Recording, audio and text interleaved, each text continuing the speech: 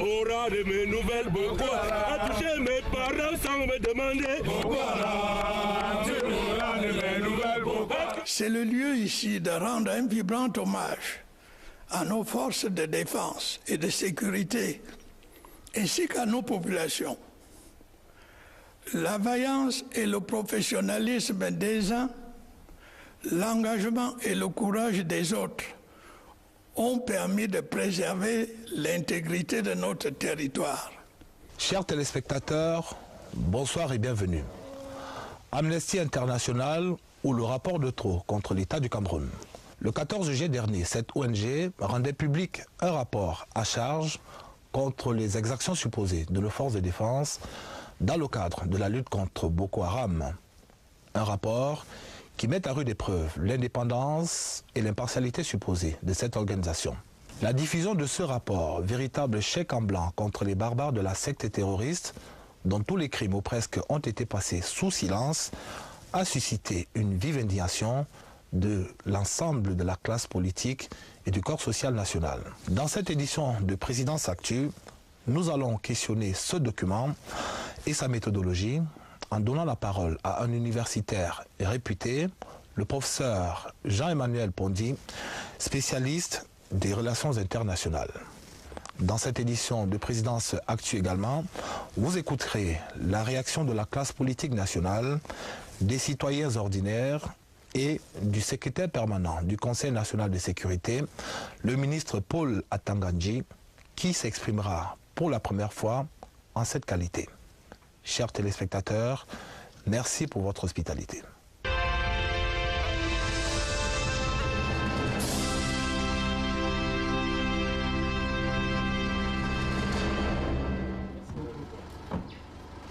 Une avancée significative a été enregistrée au cours de ces dernières semaines dans la vie du port de Kribi, avec la mise en place par le chef de l'État du cadre organique.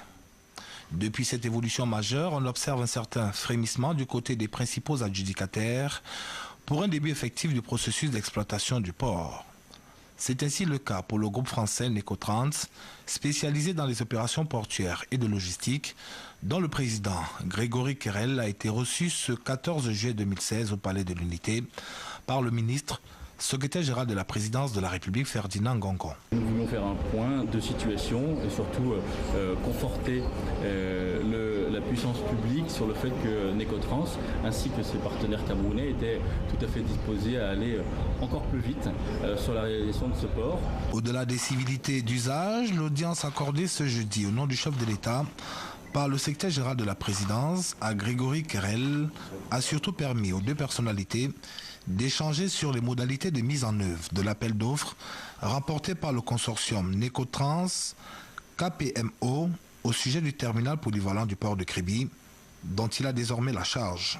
Nous sommes prêts à opérer, mais également nous attendions quelques signes forts de l'État qui sont intervenus puisque le port autonome de Kribi a été créé. Pour le président du groupe Necotrans, l'exploitation et la maintenance du terminal polyvalent de Kribi est une aubaine pour le Cameroun et surtout pour son groupe, au-delà des aspérités liées à la mise en œuvre d'un projet de cette nature. Le port de Kribi va être intéressant dans la mesure où il n'est pas uniquement une façade maritime, mais il va être aussi largement connecté à l'Interland et notamment aux routes et aux autoroutes qui, comme vous le savez, sont en construction, aux surfaces de stockage, mais également à la République centrafricaine et au Tchad, qui sont des pays qui ont besoin de cette façade maritime. Donc le port de Kribi, il faut le voir comme un projet à moyen et long terme. À court terme, on va déjà voir des résultats qui vont venir améliorer le fonctionnement actuel de l'économie camerounaise.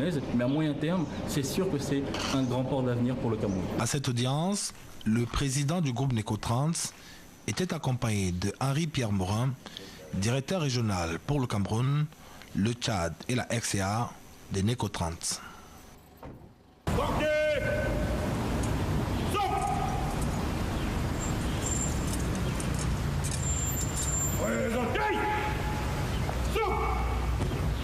La diplomatie était une fois de plus en vedette ce vendredi 8 juillet 2016 à la faveur du séjour au palais présidentiel de son Excellence Salahidine Mezouer, ministre marocain des Affaires étrangères et de la coopération, émissaire royal du roi Mohamed VI du Maroc. Son Excellence Saladin Mezouar, ministre marocain des Affaires étrangères et de la coopération, émissaire royal de Sa Majesté Mohamed VI. Monsieur le ministre, bonjour et soyez le bienvenu. Un grand honneur. À la tête d'une forte délégation au sein de laquelle on retrouvait respectivement Son Excellence Lassane Saïlé, ambassadeur du royaume chérifien dans notre pays, et Abderrahmine Kadmiri, directeur général de l'Agence marocaine de coopération, l'envoyé spécial du roi du Maroc est venu porter au président de la République un message de son homologue marocain. J'ai eu l'immense honneur d'être reçu par son Excellence le Président de la République, porteur d'un message verbal de Sa Majesté, aussi un message d'amitié, de reconnaissance, de considération pour son Excellence le Président et pour le peuple camerounais. Ce fut également l'occasion pour les hôtes du Président de la République de procéder avec lui à un large tour d'horizon de divers domaines de coopération qui unissent les deux pays. Il y a une ambition et des messages très clairs de nos deux chefs d'État pour que la relation ne soit plus une relation de coopération classique. Il faut qu'elle évolue vers une relation de partenariat stratégique fort. Le Cameroun a toujours été aux côtés du Maroc et le Maroc a toujours été aux côtés du Cameroun. Naturellement, au niveau politique, les choses sont fluides.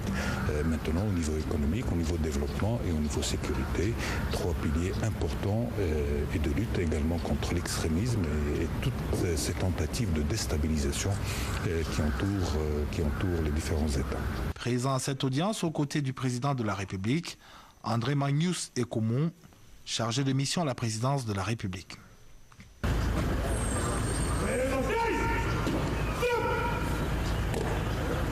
Entre la France et le Cameroun, une proximité qui s'enrichit d'échanges fréquents de visites et d'égards singuliers. En cette fin d'après-midi du jeudi 30 juin 2016, les grilles du Palais de l'Unité s'ouvrent pour accueillir André Valigny, secrétaire d'État français en charge du développement et de la francophonie, accompagné à l'occasion de son Excellence Christine Robichon, ambassadrice de France dans notre pays. Monsieur André Valigny, secrétaire d'État français chargé du développement et de la francophonie. Monsieur le ministre, bonjour, soyez le bienvenu. Merci beaucoup.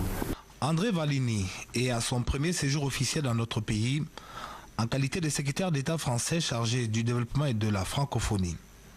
Avec à ses côtés André Magnus Ekomou, chargé de mission à la présidence de la République, le chef de l'État va avec ses hôtes procéder à un tour d'horizon de diverses questions liées à l'actualité. Nous avons évoqué les liens d'amitié très forts et très anciens qui unissent le Cameroun à la France. Nous avons évoqué aussi bien sûr le contexte actuel du terrorisme qui touche l'Europe, qui touche le Moyen-Orient et qui touche l'Afrique et en particulier le Cameroun et notamment encore ce matin même avec l'attaque de Boko Haram qui a eu lieu dans le nord du pays. Puis nous avons aussi évoqué le développement économique du Cameroun, la contribution de la France à ce développement économique qui ne faiblira pas. La contribution de la France restera toujours aussi forte parce que le Cameroun, je le répète, est un pays ami et depuis longtemps de la France. Donc j'ai évidemment évoqué le contrat de développement. Et puis enfin, nous avons longuement abordé les questions d'actualité européenne. Le président Biya s'est montré très intéressé par ce qui se passe en Europe. Outil innovant d'accompagnement pour le Cameroun dans sa relation économique avec la France, le troisième C2D, sur le point d'être signé, aura pour axe prioritaire, au dire de l'hôte français, les questions de développement. Le président Biya a eu raison de dire à quel point cette formule des C2D était utile, efficace et vertueuse. C'est une formule qui permet à un pays d'aller de l'avant, de rembourser ses dettes, d'obtenir alors à nouveau une aide de la France. C'est une formule qui marche très bien au Cameroun. C'est après avoir reçu la distinction de grand officier de l'Ordre national de la valeur et avec la satisfaction d'avoir posé un palier supplémentaire dans la relation singulière entre la France et le Cameroun qu'André Valigny et la délégation qui l'accompagne vont quitter le palais présidentiel.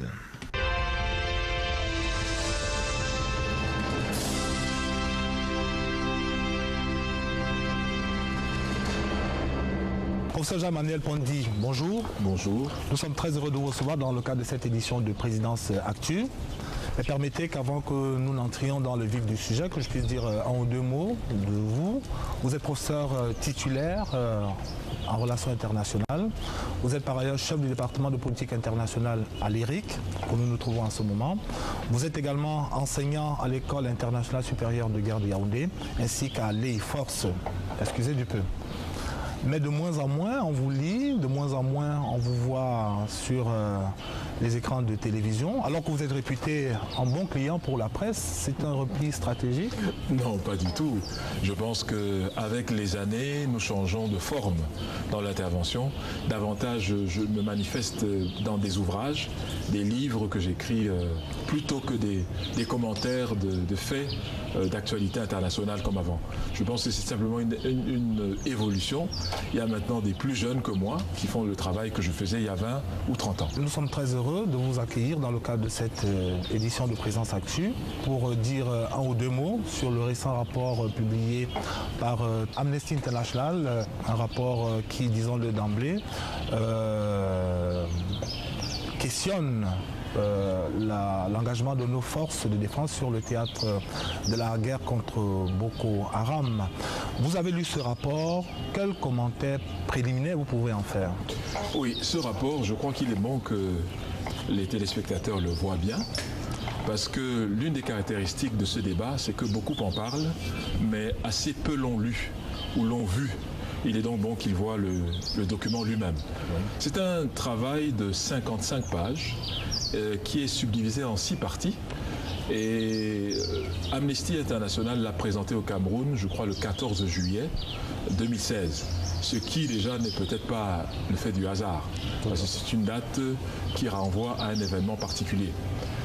Il me semble que ce rapport mérite effectivement que l'on en parle et qu'on l'aborde de manière, à mon avis, plutôt froide. Si je peux en dire deux mots d'entrée de jeu comme ça, je dirais qu'il a au moins 2 parties.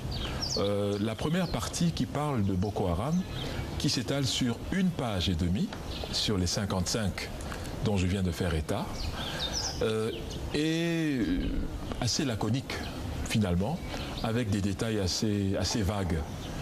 Et puis toute une autre partie qui s'étale sur ce qu'il considère comme les exactions de l'armée camerounaise. Mais je pense qu'il faut, dans ce genre de circonstances, regarder froidement la situation. Il soulève un certain nombre d'interrogations qui méritent que l'on les regarde, c'est-à-dire le respect des libertés, même en temps de guerre, et je crois que c'est normal. Maintenant, en deuxième partie, ils vont s'appesantir sur un certain nombre de choses, par exemple sur la page 25 et 26, où ils relatent des abus de confiance, où on a fait appel, d'après eux, aux forces armées, pour régler des comptes personnels de citoyens entre eux. Ça peut arriver. Mais est-ce que ça mérite d'être inséré dans un rapport officiel quand il s'agit en réalité des faits communs que l'on retrouve? On va y revenir dans le détail, professeur, mais restons un moment sur cette disproportion que vous avez constatée à la lecture de ce rapport. 1 page à peine consacrée aux exactions de Boko Haram et pratiquement le reste du document consacré aux exactions supposées de nos forces de défense sur le front de cette guerre-là. Quelle lecture vous en faites? Bon, on a comme l'impression qu'il s'agit quand même d'une hypothèse préalablement sélectionnée que le rapport sert à valider, tout simplement, en utilisant des personnes supposées être des témoins, mais qui vont tous dans un même sens. Parce que des témoignages peuvent être convergents, mais il ne peut pas y avoir une convergence quasiment à 100%. Et ce qui montre donc qu'il y a un choix dans les témoignages, il y a une sélection des témoignages qui ont comme objectif en fait d'appuyer la thèse centrale, l'hypothèse de départ, qui est celle d'acculer au mur les forces de défense. Est-il naïf à la lecture de ce rapport? On constate qu'il est truffé de jugement de valeur, de sources non documentées, de prise de position unilatérale, alors qu'on est supposé être dans une enquête. Est-ce que tout cela est gratuit? À la page 9 du rapport, les auteurs de ce rapport reconnaissent qu'ils ont bel et bien été reçus par les plus hautes autorités gouvernementales camerounaises en charge des questions de sécurité et des relations extérieures. Ce qui est un signe d'ouverture des autorités camerounaises. Je suppose qu'ils ne sont pas arrivés dans ces bureaux tout seuls, puisque pour accéder dans ces structures et dans ces bureaux, il faut au préalable avoir rempli certaines formalités qui n'ont pas été faites par eux. Donc je pense que c'est quand même un signe d'ouverture démocratique et surtout de libre expression. Ils signalent aussi qu'ils ont eu la possibilité de contacter qui ils voulaient. Ils n'avaient pas de limitation. Alors je peux affirmer quand même que ce qui est assez curieux, c'est qu'ils ne sont pas allés à l'École supérieure internationale de guerre. Ils ne sont pas allés à l'EMIA. Ils ne sont pas allés dans les centres d'instruction tels que Djoum et autres. Et ça, je peux dire qu'ils ne l'ont pas fait. Alors, quand on fait un rapport de ce type, normalement, sur le plan scientifique, il faut interroger toutes les parties prenantes pour pouvoir avoir une peinture la plus détaillée et la plus complète possible. Or, nous ne voyons pas la dimension Boko Haram. Nous aurions souhaité peut-être qu'on interviewe M. Chekao. Nous aurions souhaité de voir qu'est-ce que les combattants, entre guillemets, de Boko Haram ont à dire. Nous aurions souhaité voir tout cela. Donc, on a le sentiment que toutes ces préalables n'ont pas été respectés. Mais néanmoins, je reviens sur ce que je disais avant pour dire que certaines des choses qui sont dites méritent investigation. Alors, professeur, pour mieux comprendre ce dont il est question, essayons de faire davantage connaissance avec les deux acteurs, les deux protagonistes en présence dans le cadre de ce rapport. D'un côté, il y a Amnesty International et puis de l'autre, il y a l'État du Cameroun. Question en rapport avec l'État du Cameroun, est-ce qu'on peut douter de la crédibilité de l'État du Cameroun aujourd'hui sur la scène internationale en rapport avec la question du respect des droits humains? D'abord, je dois dire qu'en droit international, un État a le monopole de l'exercice de la violence, c'est-à-dire pas la violence aveugle, la violence légitime. La violence légitime qui est reconnue. Quand on parle des forces de défense, on parle des forces armées, cela renvoie à un État qui doit se défendre, qui doit faire en sorte que les droits de ses citoyens, surtout aux frontières et en termes d'intégrité territoriale, soient respectés. Et la mise en œuvre de cela, c'est bien entendu les forces de défense. Donc ceci est légitime sur le plan juridique.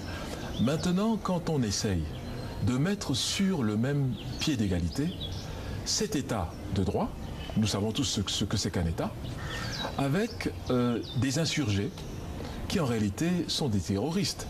Qu'est-ce qu'on entend par terrorisme? Le terrorisme, c'est l'utilisation de la violence pour atteindre des objectifs politiques. C'est ça la définition technique du terrorisme comme activité. Et c'est précisément ce en face de quoi nous nous trouvons, c'est-à-dire une bande de gens qui utilisent de façon illégale et inappropriée des armes qui n'ont même pas le droit d'avoir pour procéder à des tueries et contre lesquelles l'armée d'un pays reconnu sur le plan international comme le Cameroun se bat pour stopper. Maintenant, Amnesty International. C'est quoi Amnesty International qui est derrière quels sont ses objectifs? Bon, sur le plan officiel, sur le plan officiel, sur le plan légal, c'est une ONG, organisation non gouvernementale, qui a pour objectif, d'après ses propres dires, de se battre pour le respect de tous les droits humains et surtout de la planète. Mais je dois dire qu'une ONG n'est pas sur le plan de la hiérarchie des normes juridiques au-dessus d'un État. Et donc ne peut pas exiger, imposer, demander à un État de faire ceci ou cela. Elle peut tout au plus prier les autorités de faire telle ou telle action. Justement, pour un organisme donc qui est chargé de lutter contre la torture, la peine de mort, est-ce que pour le cas du Cameroun, en rapport avec ce que nous vivons au quotidien, à savoir les exactions de Boko Haram, qui a fait plus d'1 millier de victimes à ce jour, sans compter les personnes, les déplacés, les personnes violées ou atrophiées, est-ce que Amnesty International est resté fidèle à son mandat à la lecture de ce rapport? Bon, on aurait pu le penser. Et eux-mêmes, je suis persuadé qu'ils vous diraient que tel est le cas. Mais entre ce qu'ils disent et ce que nous pouvons observer sur le terrain, il y a quand même des dysfonctionnements qui méritent d'être soulevés. Le premier dysfonctionnement, c'est une sorte d'acharnement sur un pays, le Cameroun, qui a bénéficié, entre guillemets, des attentions d'Amnesty International chaque année. Et on se rend compte de quoi? On se rend compte du fait que, est-ce une coïncidence, que chaque fois que les rapports d'Amnesty International ont été mis sur la place publique, ces périodes, curieusement, correspondent à une montée en puissance de Boko Haram sur le terrain. Ceci est vrai en janvier 2016, où il y a eu en un mois plus d'exactions que depuis le début des activités criminelles de Boko Haram. Ceci est vrai en 2015, lors de la sortie du rapport d'Amnesty International. Je crois que le titre, c'était « Les droits de l'homme en ligne de mire », qui avait le même exercice, qui constituait à condamner une fois de plus l'armée ou les forces armées, les forces de défense camerounaises. On a vu qu'à ce moment-là, c'était en septembre 2015, il y a eu également une recrudescence sur le terrain. On peut se poser la question de savoir, est-ce une simple coïncidence ou autre chose? Deuxième sujet de préoccupation, c'est quand on constate que c'est un rapport qui, en réalité, revient sur beaucoup de choses. Parce qu'il ne s'agit pas simplement des forces armées. Il y a aussi des droits humains, des droits des civils. On parle des droits des réfugiés. Le camp de Minamao, qui en est à 50 000 réfugiés, on dit que ces droits les droits des réfugiés ne sont pas respectés, alors que les réfugiés eux-mêmes ne se plaignent pas. Quand on leur pose la question directement, ils disent toujours, jusqu'à preuve du contraire, que l'État du Cameroun fait un maximum. En sachant que l'État du Cameroun lui-même utilise prioritairement ses propres moyens financiers. Alors, on peut se poser la question de savoir pourquoi un tel acharnement est aussi récurrent. Alors, j'ai fait quand même un peu de recherche pour voir que en 2010, il y avait à peu près 600 000 touristes au Cameroun. En 2012, on est arrivé à 815 000 touristes. En 2014, nous sommes passés à 915 000 touristes. Et en 2015, nous avons franchi la barre du million de touristes. Alors, c'est curieux. Pour un pays qui a été classé par Freedom House, par le NDI, National Democratic Institute for International Affairs, qui est à Washington, qui a été classé comme le pays le plus dangereux après l'Irak. Vous vous imaginez? Ce qui est quand même pour nous qui vivons ici, qui relève du surréalisme. Parce que vraiment, il donne l'impression que la vie est impossible au Cameroun et que même de mener une interview comme celle-ci relève de l'exploit. L'exploit. Voilà. Et donc on voit que malgré cela, les touristes continuent à venir vers le Cameroun, mais des rapports comme cela sont un grand préjudice à notre activité économique. Puisque Amnesty International a décidé de consacrer une bonne partie de son rapport à nos forces de défense, eh bien, parlons-en. Vous qui enseignez à l'école internationale supérieure de guerre de Yaoundé et à l'E-Force du côté d'Hawaï, est-ce que la problématique des droits de l'homme, est-ce que le sujet des droits de l'homme est un sujet qui gêne dans les milieux de notre armée? Je répondrai en deux phases à votre question. La première phase, c'est au niveau du processus de formation de nos forces de défense. Je dois dire que j'appartiens à la première promotion des enseignants de l'ACG, c'est-à-dire l'École supérieure internationale de guerre, ESIG. La toute première, parce qu'elle a maintenant 11 ans. Elle a été créée il y a 11 ans. Et nous sommes là depuis la première année. Donc nous savons comment les programmes ont été conçus, comment ils ont été élaborés et comment ils sont implémentés. La place de la formation en termes de droits de l'homme y est centrale. Je dis bien centrale.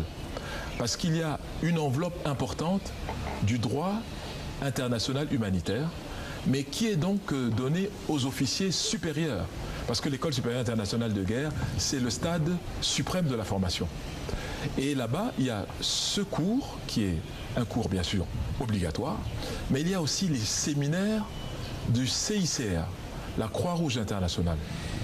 Et cette Croix-Rouge internationale a chaque année 3 jours de séminaires pleins, où les officiers, les responsables de la Croix-Rouge viennent non seulement à l'école de guerre, mais aussi à l'école de l'Air Force, et tout comme à l'EMIA, qui est notre école de formation militaire, et les recrues, au jour 1 de leur formation, ont le cours de DIH, de droit international humanitaire. Parce que c'est le droit international humanitaire qui vous dit comment il faut traiter les prisonniers de guerre, comment il faut éviter d'utiliser une force excessive quand cela n'est pas nécessaire, comment est-ce que même prisonniers, vos adversaires ou vos ennemis ont toujours des droits qui sont dus au fait qu'ils sont des êtres humains, tout cela est bel et bien inculqué. Donc c'est la première partie de ma réponse pour dire que tous ces enseignements figurent bel et bien dans le cursus de formation de tous les soldats, de tous les officiers supérieurs de notre armée et de nos forces de défense en général, y compris la police et la gendarmerie. Ayant dit cela, le deuxième aspect de ma réponse, c'est que cela se voit sur le terrain. Pourquoi? Parce que dans tous les rapports rédigés par l'Organisation des Nations Unies ou bien l'Union africaine, qui épingle assez gravement les comportements de dérapage des forces des opérations de maintien de la paix, jamais, une seule fois, un militaire camerounais n'a été inculpé dans ces dysfonctionnements. Aucun. Ça montre bien qu'il n'y a pas une culture de la violence, il n'y a pas une attitude de la violence, et ça montre bien que ce que nous sommes en train de dire par rapport à leur formation se reflète dans leur comportement hors du Cameroun. Comment se fait-il que cela puisse être le cas là-bas et qu'ici, ils soient au quotidien en train de se comporter différemment alors que ce sont les mêmes éléments qui travaillent là-bas et ici.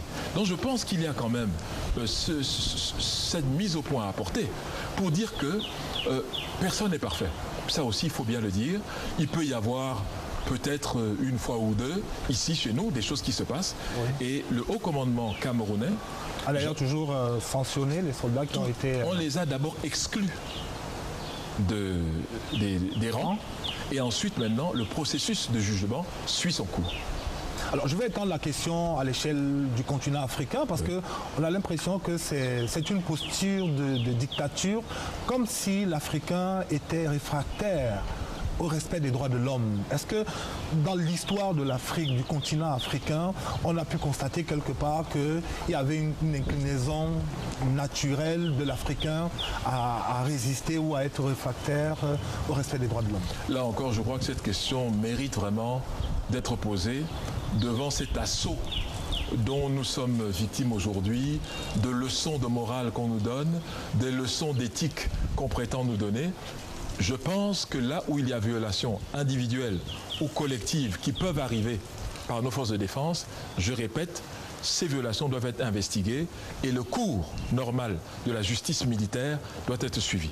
Mais, pour répondre à votre question, il est temps d'arrêter de faire croire aux Africains ou de laisser les Africains eux-mêmes croire que le respect des droits de l'homme est quelque chose qui est non africain ou extra-africain. Cela est parfaitement faux. Quand on regarde la charte du Mandé, qui a été une charte qui a été énoncée pour la première fois en 1222, je dis bien 1222, dans l'Empire du Mali, eh bien cette charte montre très bien que les droits de l'homme, les libertés humaines étaient au cœur des préoccupations des Africains de l'époque.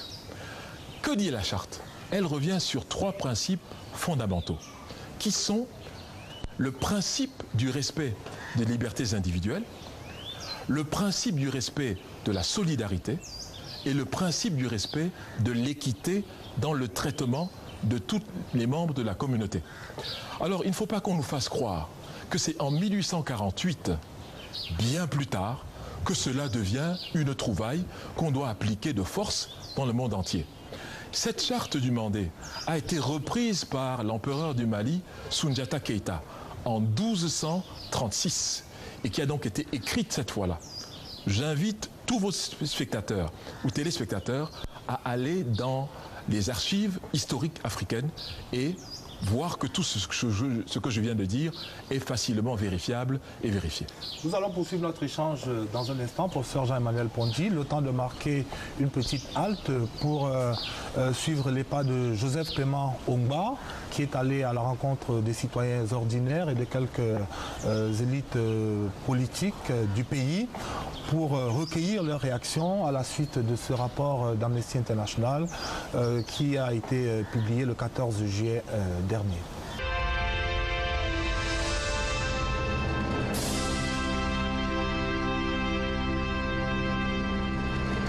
Afrique en miniature. Jadis reconnu comme îlot de paix et de stabilité en Afrique, le Cameroun a vu sa quiétude mise à mal depuis près de 4 ans par une insécurité qui hante l'extrême nord. Une insécurité instrumentalisée par la secte terroriste Boko Haram.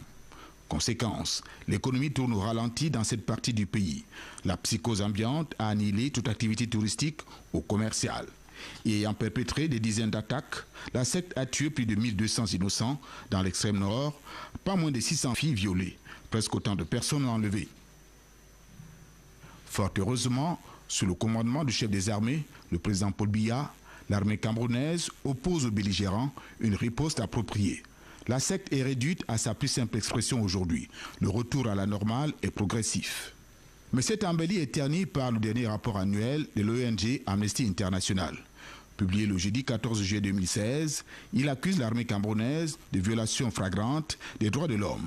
La surprise des populations de l'extrême nord, première victime de ces exactions, illustre l'ampleur de la controverse qui entoure ce rapport au vitriol. Boko Haram nous a pénalisés à l'extrême nord, ça ne va pas. Parce que je suis un commerçant, je voyage à Douala 2 semaines, ça revient à 2 mois. C'est un danger à nous. Il y a beaucoup de déplacés. La ville ne fonctionne pas. Tout ça ne va pas. Ils n'ont pas de droit. Ils ont quel droit? Ils prennent tous les êtres humains comme des animaux. Alors que nous sommes là, il faut qu'on se respecte. Hein?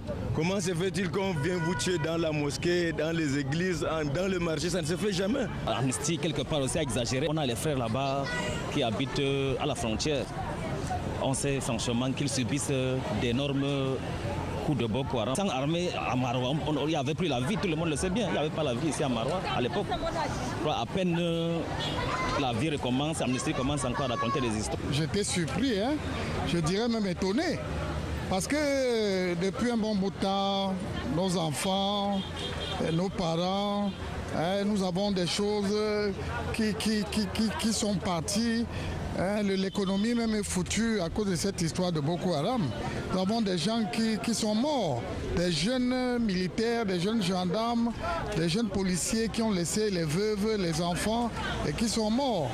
Et nous n'avons jamais suivi Amnesty International parler de cette histoire-là. Moi vraiment je suis étonné. Je suis surpris qu'Amnesty vienne dire que la prison est remplie de Boko Haram, qu'on est en train de les torturer. Et nous qui perdons nos familles là, qui va donc venir nous récompenser? Nous sommes derrière nos soldats jusqu'au dernier bout. Nous, s'il y a moyen, même nous, la population, on peut se sacrifier pour aller au combat contre Boko Haram. Au sein des forces de défense et même dans la presse, l'étonnement se mêle à une certaine révolte, notamment dans les rangs d'une armée républicaine et loyale qui se bat au prix de son sang pour préserver l'intégrité territoriale du Cameroun. S'agissant du commandement que je connais, le ministre délégué à la présidence chargée de la défense n'a jamais transigé devant les cas d'exaction de militaires sur des populations suivies des terroristes. Aujourd'hui, dans la partie septentrionale, à cause de Boko Haram, la vie est complètement déstabilisée, désorganisée. La responsabilité première du chef de l'État, c'est d'abord de protéger notre nation, de protéger la circulation des hommes et des biens, dans le respect des règles de l'art en matière de protection des droits de l'homme. Intitulé « Bonne cause, mauvais moyen », atteinte aux droits humains et à la justice dans le cadre de la lutte contre Boko Haram au Cameroun, le rapport surprend également par certaines incohérences mêlées des déséquilibres dans la relation des faits. Le secrétaire permanent du Conseil national de la sécurité, Paul Atangandji, ne cache pas son courroux. Je suis le secrétaire permanent du Conseil national de sécurité et à ce titre, j'ai été très choqué parce que d'abord, c'est un rapport erroné, c'est un rapport qui ne reflète pas la réalité au Cameroun. Le président de la République, son Excellence Paul Biya, chef de l'État, chef des armées, a pris l'engagement d'éradiquer Boko Haram. C'est une bonne cause. Mais au même moment, je crois que le président de la République tient à rappeler, et il a toujours d'ailleurs dit, que l'armée camerounaise est une armée républicaine, donc c'est une armée professionnelle. Et le chef de l'État a donné des consignes strictes, en dépit de ces atrocités de Boko Haram, à chaque fois que ces bandits de grand chemin sont arrêtés. Le chef de l'État demande aux autorités judiciaires de s'en occuper proprement. Le président de la République tient au respect des conventions internationales. Les prisonniers de Boko Haram qui sont dans nos prisons, je crois qu'ils reçoivent régulièrement les membres de leur famille. Ceux qui n'ont pas les moyens, n'est-ce pas, de solliciter l'aide des avocats, l'État du Cameroun, n'est-ce pas, met à leur disposition les avocats. J'ai lu ce rapport, je crois que c'est un rapport d'abord qui ne concerne pas le Cameroun, parce que M. Alioune Tine et Mme Samira Daoud, si ils ont bien fait leur travail, ils auraient dû constater que l'armée camerounaise est une armée professionnelle. Ils ont le devoir de défendre le territoire national. Et le Cameroun, c'est un pays où Boko Haram n'a pas pu, n'est-ce pas, s'installer, ne serait-ce que pendant une seconde. Ils n'ont pas pu occuper 1 mètre carré de notre territoire. Donc ça veut dire que les forces de défense ont fait leur travail. La réprobation est quasi générale dans la classe politique. Le rapport est jugé excessif. Si ce n'est pas du chantage, ça y ressemble beaucoup. Parce que, à ma connaissance, le dernier rapport d'Amnesty International date de septembre 2015. Dans moins d'1 an, ils sortent un autre rapport sur le même problème. Moi, je pense que, a priori, sur tous les fronts, surtout dans une guerre aussi asymétrique, il y a des possibilités de dérapage que je pense les responsables de l'armée camerounaise essayent à leur niveau de corriger. Le Rassemblement démocratique du peuple camerounais, RDPC, s'est fendu en réaction. Secrétaire à la communication au comité central, le professeur Jacques Famdungu relaie cette posture. Le RDPC réitère son soutien sans faille au chef des armées, son Excellence Paul Biya, ainsi qu'aux forces de sécurité et de défense. Pourquoi? Parce que le chef des armées, le président Paul Biya, a mis en place une stratégie républicaine efficace et humanitaire. Les soldats sont valeureux, braves, humains et humanitaristes. Dire que l'armée viole les lois et règlements de l'humanitaire, viole les droits des soi-disant partisans de Boko Haram, cela relève tout simplement de la fantasmagorie dans la mesure où notre armée est une armée de professionnels. Le président de la République a réformé l'armée en 2001 et en a fait une armée de métier, une armée de professionnels. Nos soldats sont formés dans les meilleures écoles du monde, aussi bien au Cameroun que hors de nos frontières. Ils connaissent, ils savent ce qu'on appelle les droits de l'homme. Ils connaissent toutes les conventions internationales relatives à l'ennemi. Et ils ne peuvent donc pas du tout transgresser les conventions internationales, transgresser les règlements humanitaires. Je crois que Amnesty International est tout simplement mal informé ou sous-informé ou pas du tout informé. Pourquoi? La règle d'or en matière d'information, vous le savez, c'est la critique des sources. Lorsqu'on vous dit l'armée a massacré, l'armée a violé, l'armée a transgressé, la moindre des choses, c'est d'aller sur le terrain, de recouper, de rencontrer les populations et de demander exactement ce qui s'est passé. Or, nous savons tous que ce sont nos populations qui sont violées, incendiées, vilipendées, brûlées, tout ce qu'on veut. C'est ces populations qui pâtissent des exactions horribles et ignobles de Boko Haram. Le rapport de cette ONG surprend également par la clémence vis-à-vis d'une nébuleuse dont les méthodes sont décriées de par le monde. Amnesty International n'a jamais condamné les atrocités de Boko Haram. Parce que Boko Haram, c'est quoi? C'est plus de 7000 filles violées, les filles de moins de 13 ans. Mais Boko Haram, parfois, les enfants sont obligés d'égorger leurs parents. On dit à un fils, égorgez votre père pour faire allégeance à Boko Haram. Et quand vous égorgez votre père, on vous donne le pistolet que vous pouvez maintenant défendre. Donc Boko Haram n'a jamais condamné ces atrocités. Alors, mais quand ils viennent pour dire que les droits de l'homme ne sont pas respectés, est-ce que les droits des criminels sont plus importants que les droits des Camerounais? Vous savez ce qui se passe. Donc moi je pense que Boko Haram, c'est une association terroriste qui sera combattue. D'ailleurs, le président français a dit que c'est l'organisation la plus barbare qui existe aujourd'hui. Dans ce rapport, le rendu exhale une forte odeur de manipulation. Une page et demie consacrée à Boko Haram, plus d'une dizaine à l'armée camerounaise. On peut aussi supposer que ces instances sont bien informées, mais ont une autre visée, une autre ambition, un autre projet. C'est celui de déstabiliser le régime actuel du renouveau national, c'est de créer le désordre au Cameroun afin que le Cameroun soit à feu et à sang. Mais connaissant la justesse de la vision du président Paul Biya, connaissant la maturité du peuple camerounais, le RDPC sait que cela n'arrivera pas. Fort heureusement, la synergie armée-nation ne se laisse pas ébranler par ces sirènes qui auraient pu saper le moral des soldats camerounais. Nous demandons à toutes les populations d'être vigilantes, de pérenniser, n'est-ce pas, les comités de vigilance qu'elles ont mis sur pied, ce qui nous permet donc, ce qui permet à l'armée et à l'administration camerounaise de débusquer l'ennemi qui dort, qui est tapis dans l'ombre et qui se réveille de temps en temps pour venir faire du mal à des innocents.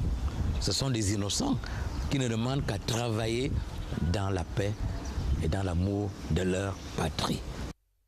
Les motivations profondes d'Amnesty International sont sujettes à interrogation. Un rapport virulent qui arrive après celui de Freedom House, de Reporters sans frontières, du groupe de travail des Nations Unies.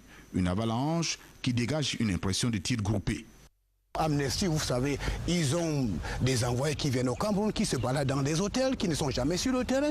Et après, ils font quelques coups de fil, ils font un rapport biaisé qui n'a rien à voir avec les réalités sur le terrain. Je crois quand même qu'ils mériteraient à être davantage professionnels. Le Cameroun, c'est le seul pays où les autorités sont insultées et qui ne sont jamais inquiétées. Vous lisez ce qu'on dit du chef de l'État, de la première dame, des membres du gouvernement. Mais quel est le journaliste qui a été inquiété un seul instant parce qu'il a indexé le chef de l'État, parce qu'il a indexé... Parce que le président de la République nous a demandé de cultiver, n'est-ce pas, la tolérance et la pondération.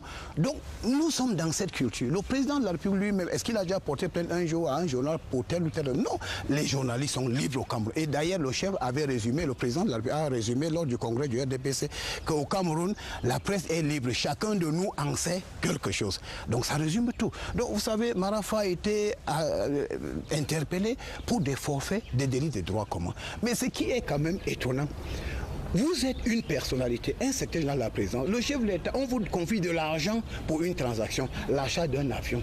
Aujourd'hui, il n'y a pas l'argent, il n'y a pas l'avion. Mais qu'est-ce que vous pouvez dire aux Camerounais? 16 milliards de francs, c'est les hôpitaux de référence qu'on aurait dû construire. 16 milliards de francs détournés, c'est quoi? C'est les centres de santé, c'est les routes, c'est les écoles. Et puis les gens, le problème est simple. vous avez reçu de l'argent pour l'achat d'un avion. Cet avion appartient à l'État du Cameroun. Aujourd'hui, on vous demande où est l'argent, il n'y a pas l'argent. Où est l'avion, il n'y a pas l'avion. Mais c'est un délit de droit commun, c'est simple. Dans les 10 régions du Cameroun, le rapport d'Amnesty International a peut-être eu pour effet boomerang de renforcer la confiance des populations vis-à-vis de leur armée. Une armée qui n'a jamais failli à une devise, honneur et fidélité.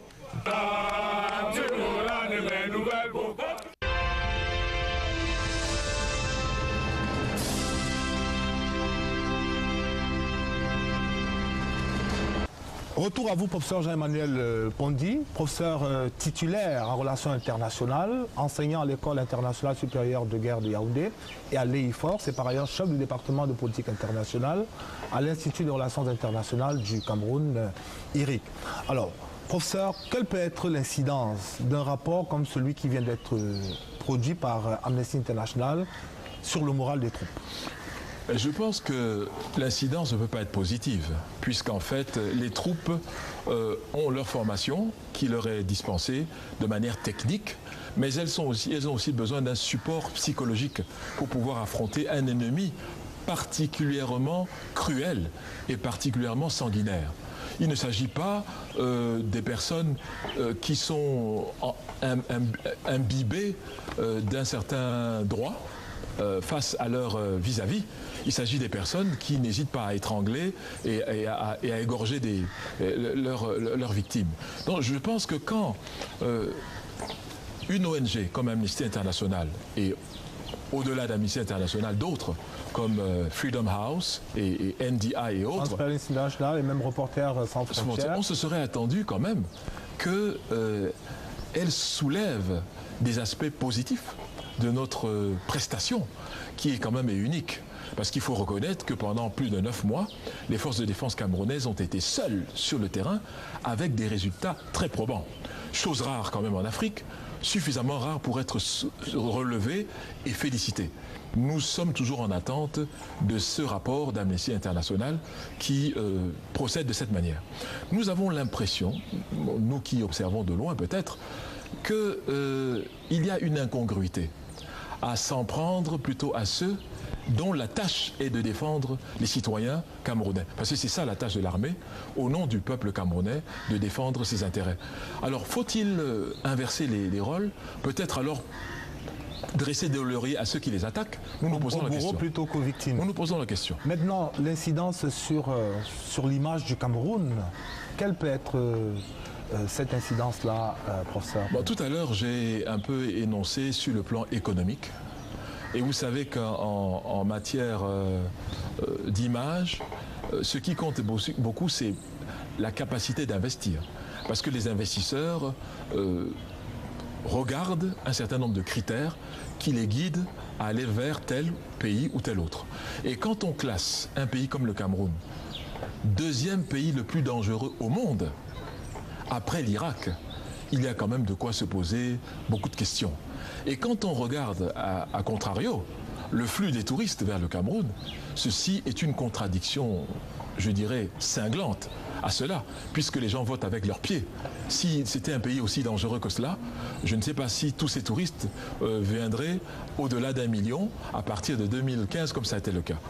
Il me semble que ce qui est vrai, c'est qu'il y a au moins 2 régions qui sont relativement moins sûres qu'avant.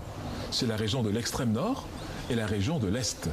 Mais le Cameroun compte 10 régions. Et de donner l'impression que l'ensemble du Cameroun est en ébullition 24 heures sur 24, c'est une déformation grave de la vérité. Mais je pense que les principaux remparts contre cela, c'est d'abord les Camerounais eux-mêmes. Il ne faut pas qu'on se laisse prendre au piège de la désinformation. Là où il y a des méfaits, ce sont les Camerounais qui doivent dire à nos autorités ce que ces méfaits ont été pour qu'ils soient réparés. Et là où il y a bravoure, où il y a, je dirais, prestations honorables, comme ça a été le cas. Je pense que les Camerounais l'ont montré en envoyant plus de 2 milliards de francs CFA de leur poche, de leur maigre pécule. Chaque Camerounais, quasiment, du plus petit au plus grand, a donné quelque chose. Je pense que c'est là le vote populaire. dont bénéficient nos forces de défense vis-à-vis de nos compatriotes qui leur sont reconnaissants pour le sang versé pour la nation camerounaise, pour que nous puissions vaquer à nos occupations. C'est ça qui importe. Et je pense qu'il faudrait que dorénavant, nous accordions davantage d'importance au rapport de la Commission nationale des droits de l'homme et des libertés du Cameroun. Et que nous travaillons davantage avec cet organe qui, pour nous, a plus de sens et pour nous est une force, un aspect de fierté nationale pour réparer les quelques bavures inévitables qui peuvent avoir été constatées. Maintenant, si vous aviez une suggestion, là je convoque l'enseignant, l'image, en rapport avec l'image de notre pays qui a été suffisamment décornée, qu'est-ce qu'on pourrait suggérer? Quelles pourraient être les actions à mener? Bon, je pense que aujourd'hui nous sommes à l'ère du cyberespace. Et il faudrait investir le cyberespace pour donner des messages qui sont des messages plus proches de la réalité. Là où nous perdons, c'est que nous n'investissons pas suffisamment dans ces nouveaux outils. Mais aussi, il faut que l'appareil diplomatique du Cameroun soit davantage offensif et davantage présent.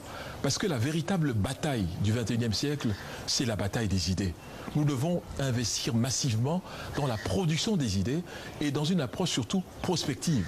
Empêcher que des ONG, dont on ne sait pas toujours en réalité quels sont leurs objectifs finaux, malgré tout ce qu'elles disent, que ces ONG ne semblent être celles qui nous disent ce qu'il faut faire ou ne pas faire. Nous devons éviter de nous mettre dans cette posture en étant dynamiques, actifs, proactifs surtout, et en investissant dans la bataille des idées.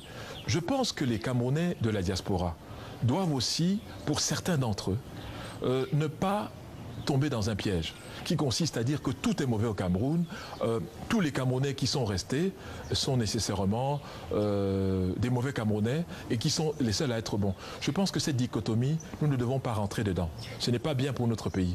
Nous sommes tous des Camerounais et chacun a le devoir de faire en sorte que son pays soit vu sous un meilleur jour par nos actions quotidiennes ici et ailleurs.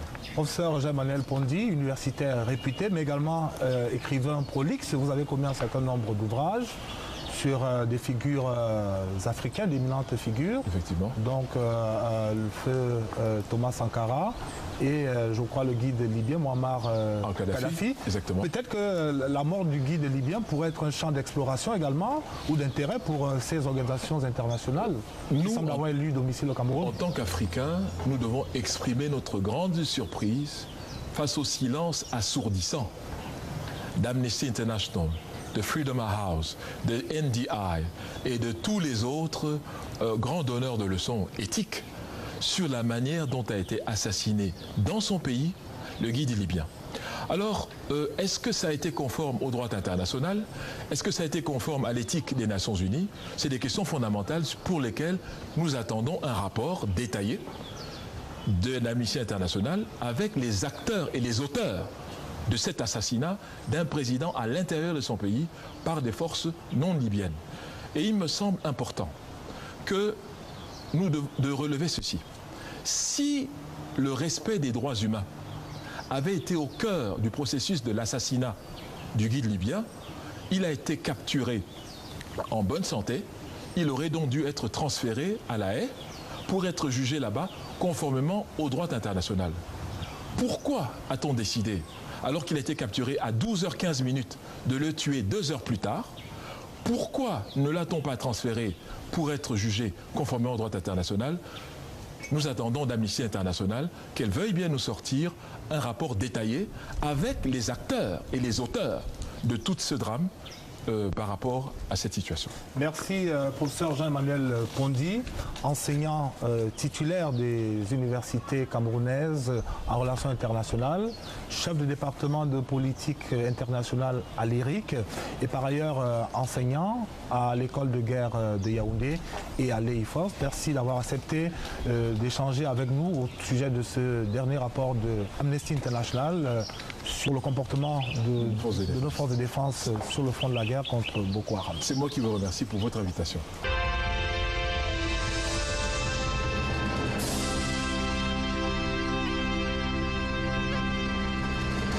Boko Haram l'histoire de mes nouvelles Boko Haram a touché mes parents sans me demander. Boko Haram, tu nous rends de mes nouvelles Boko Haram. C'est le lieu ici de rendre un vibrant hommage à nos forces de défense et de sécurité, ainsi qu'à nos populations. La vaillance et le professionnalisme des uns, l'engagement et le courage des autres ont permis de préserver l'intégrité de notre territoire. Cette édition de Présidence Actu est à présent terminée. Chers téléspectateurs, merci de nous avoir regardés. Prenons rendez-vous dans 2 semaines. Bonsoir.